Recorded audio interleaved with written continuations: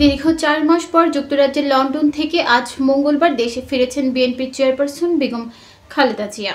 তার সঙ্গে আছেন দুই পুত্রবধূ জুবাইদা রহমান ও সৈয়দা শামিলা রহমান। খালেদা জিয়াকে বহনকারী কাতারের রাজ পরিবারের বিশেষ বিমান আজ মঙ্গলবার সকাল 10:30টার পর রাজধানীর শাহজালাল আন্তর্জাতিক বিমানবন্দরে অবতরণ করে। বিমানবন্দর থেকে গুলশান পর্যন্ত পুরো পথে খালেদা জিয়াকে অভ্যর্থনা জানান বিএনপির নেতাকর্মীরা। খালেদা জিয়াকে স্বাগত জানাতে বিমানবন্দরে উপস্থিত হয়েছিলেন বিএনপির মহাসচিব মির্জা ফখরুল ইসলাম আলমগীর সহ দলের জ্যেষ্ঠ নেতারা। দলীয় চেয়ারপারসনকে এক নজর দেখতে এবং তাকে শুভেচ্ছা জানাতে সকাল থেকে রাজধানী সহ বিভিন্ন এলাকা থেকে নেতাকর্মীরা ছুটে আসেন বিমানবন্দর সড়কে। বিমানবন্দর থেকে গুলশানের ফিরোজা পর্যন্ত বিভিন্ন মোড়ে মোড়ে দলীয় নেতাকর্মীরা অবস্থান নিয়েছিলেন। অনেকেই হাতে ফুল, ব্যানার, প্লেকার্ড ও খালেদা জিয়ার ছবি নিয়ে দাঁড়িয়েছিলেন।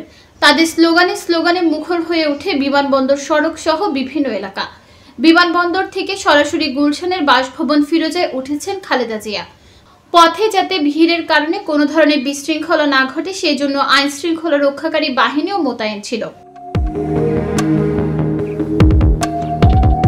খালেদা জিয়াকে বহনকারী এয়ার অ্যাম্বুলেন্স বাংলাদেশ সময় গতকাল রাতে লন্ডনের হিথ্রো বিমানবন্দর ত্যাগ করে। পথে কাতারের রাজধানী দোহায় যাত্রা বিরতি হয়। লন্ডনের হিথ্রো বিমানবন্দরে বিএনপি চেয়ারপারসন বেগম খালেদা জিয়াকে গতকাল বিদায় জানান বড় ছেলে ও বিএনপির ভারপ্রাপ্ত চেয়ারম্যান তারেক রহমান। তিনি বাসা থেকে মাকে বিমানবন্দরে নিয়ে যান। উল্লেখ্য, গত ৮ জানুয়ারি উন্নত চিকিৎসার জন্য যুক্তরাজ্যের লন্ডনে যান বাংলাদেশের সাবেক প্রধানমন্ত্রী খালেদা জিয়া। তার শারীরিক অসুস্থতার কথা জেনে কাতারের আমির Sheikh Tamim bin Hamad Al Thani air ambulance দিয়েছিলেন। সেটিতেই তিনি লন্ডনে যান। কাতারের আমিরের দেওয়া এয়ার অ্যাম্বুলেন্সে আবার লন্ডন থেকে দেশে ফিরলেন তিনি। লন্ডন ক্লিনিকের বিশেষজ্ঞ চিকিৎসক অধ্যাপক প্যাট্রিক কেনেডি ও অধ্যাপক জেনিফার ক্রসের তত্ত্বাবধানে চিকিৎসাধীন ছিলেন বিএনপির চেয়ারপারসন। টানা 17 দিন ক্লিনিকে চিকিৎসাধীন থাকার পর তিনি 25 জানুয়ারি থেকে ছেলে তারেক রহমানের বাসায় ছিলেন।